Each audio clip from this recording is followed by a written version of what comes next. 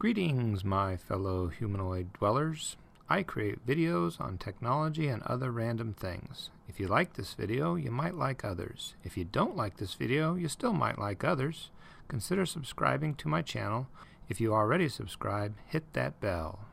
In this video, we're going to convert where we capture our data. Currently, we're capturing a JavaScript array, and we're going to move that over to the PHP side in more of a file storage, or the server side in a PHP array. In this video, we're going to start by just putting the data in a file on the PHP side and displaying it. We're going to change the CSS so that we hide the current canvas, and we're just going to display the button div, even though we're not using the button div as the button div anymore. We're going to change the JavaScript so we're not actually collecting the data and displaying it on the canvas anymore. We're going to leave it in place and just comment it out. And then we're also going to slow down the speed at which we're taking the data. And then in the PHP, that's where we're going to do most of our work. The HTML file is going to stay the same as it's always been, only we're going to hide the temps div, or the canvas, and we're going to display the button section. We're going to do that in the CSS. CSS just follows through each line. So if we add another display line, say none, it will ignore the inline block and just do the none. So this will just hide the temps version. Now down here, we're going to change this to inline block.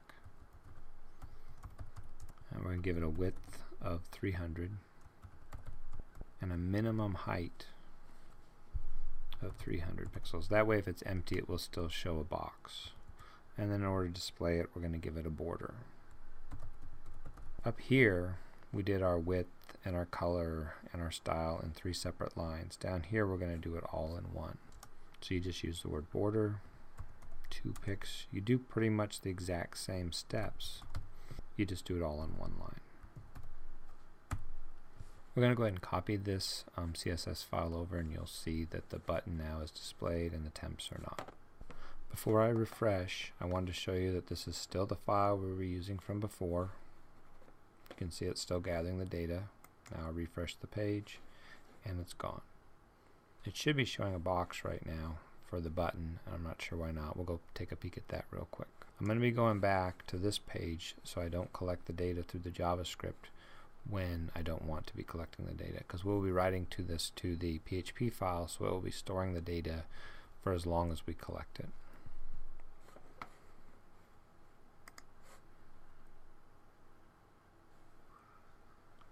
Oh, instead of block, it should say black.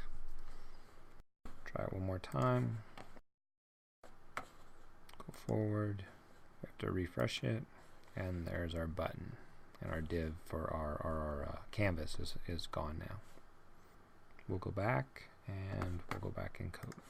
In our JavaScript, this line is where we set our collection speed. Right now it's set for every second. We're going to change it to every 3. Just to slow down the speed at which we collect our data. Now we do want to go ahead and call the temp PHP or the pytemp PHP, and we do want to go to this new function when it returns the data. But what we don't want to do is we don't want to do anything to the canvas. So what I'm going to do is I'm going to put a comment in. If you use the 2 /, you can leave a comment for later. What that does is it just lets me know that I'm going to use this stuff later. And now I'm going to block out this whole section. If you use a / and a asterisk, it will comment everything down until it sees another asterisk and a /. So everything in between there is not going to happen. So now we're no longer going to be writing data to the canvas. We'll still be getting data back, and it'll still be going here, but it will not be writing it to the canvas.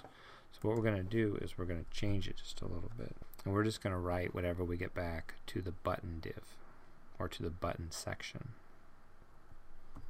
And we call that by just going document, get the ID of it. We called it button. And we're just going to make the inner HTML equal to whatever we return.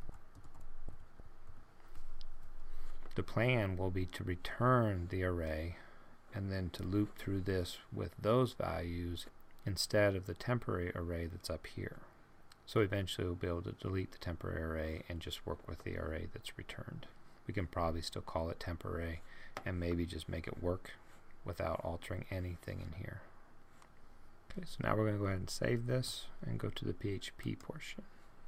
We're not going to need any of these commented outlines anymore, so I'm just going to go ahead and delete them. Anything we write to the screen now we will format in the JavaScript portion and not the PHP. So we're still going to be opening the file that's associated to our device. We're still going to be reading the contents and we're going to save it in a contents file. We're still going to be dealing with just the last portion of that file. But what we're going to be doing is we're going to be writing this into another file, because the file, or what we opened up here, will only contains one piece of data and only the temperature at that current time. What we want to do is we want to be able to store data over a period of time. So we want to save the last 20 or so readings. So the way we do that is we're going to create another file. We're going to call this one the temperature file or temp file. We open it just like this one up here, but we're going to append to it or add data to it, so it'll have an A. We'll still want to be able to read from it, so we'll have to have a plus sign on it. We'll call it temperature readings or temp readings for short, and we'll just make it a text file. Here's where we put the plus sign. If we just had the A, we could just append and we could never read from it, but since we added that plus, then we'll be able to also read from it. So the first thing we're going to do is we're going to add to the file what we captured. We do it by specifying the file name and then what we want to write to it, which would be the file contents. But then we're going to want to, in this file itself, we're going to want to separate it by something, and we'll use the comma for that. The way you would combine two strings, because the file contents is a string and the comma is going to be a string, is you use, instead of the plus sign in JavaScript, you use the period sign. We're going to make another variable, and we'll call this temperatures, because this is going to be the file that contains all of the temperatures, or just temps for short. And this is the same as this line up here. And since we're going to read about 20 variables or 20 temperatures, and each temperature is going to be 6 characters or so long, we should be okay with sticking with the 200 as the maximum length. And then we go ahead and we close it, and then we need to echo out what we collected. And so what we should be doing, append adds it to the end, so what we should be sending back is a temperature, and then 3 seconds later there should be 2 temperatures, and then 6 seconds later there should be 3 temperatures, and so on and so on and so on. So we're going to go ahead and upload this and give it a test.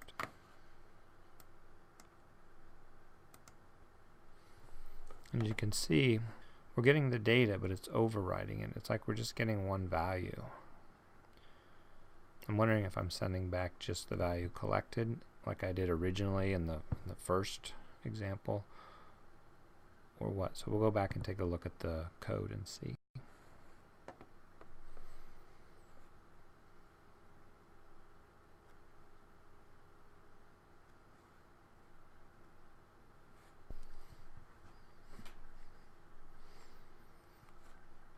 Well, looking through my file here, I see a couple of errors. If you can see, I never got rid of this line, so I am just sending back the data just like I always was, the file contents -6 of this right here. The other problem that it looks like I have is when I write, I'm writing the file contents of this whole file, which contains a bunch of garbage data too. I'm not actually getting the substring in here. So what I need to do is I need to take this, copy it, I need to put it in here because I only want the temperature. I don't want the whole line that's sent back. And then I need to go ahead and comment out this. I'm going to go ahead and upload it and see if we get a better result.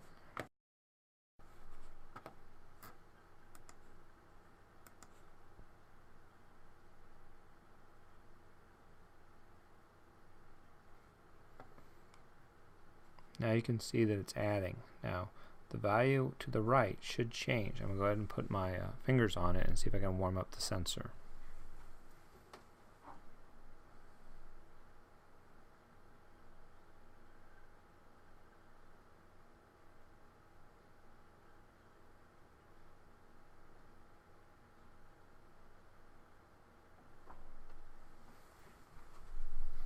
And as you can see, it gets warmer so as the temperature adding, they're adding to the right side. Now when we go to put those in an array, it should work well for what we're trying to accomplish. Something strange that I've found in this is the temps, the read line, has to be above the right line. I'm not 100% sure why that is. I'm going to do some research and hopefully I can explain why in the next video. That's about it for this video. Thanks for watching.